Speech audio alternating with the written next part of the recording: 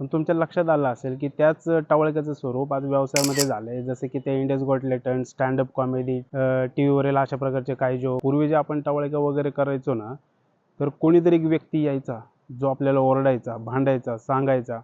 काही जण हे चुकीचं, हे बरोबर अशा गोष्टी सांगायचे. पूर्वी जे आपण टवाळक्या करायचो ना, ते चार चौघातच राहायचे. आपल्या चार चौकाच्या बाहेर नव्हते. आपण चौकामध्ये करायचो. तेच आज एक लॅविश ठिकाणी करतो. लोक त्याला पैसे देऊन तिकीट काढून येतात. तो व्यक्ती कॉमेडियन जो कोणी असेल, तो आई वडिलांवर जोक करतो, लोक हसतात. तो म्हणतो पती फौज में, लोक त्याला हसतात.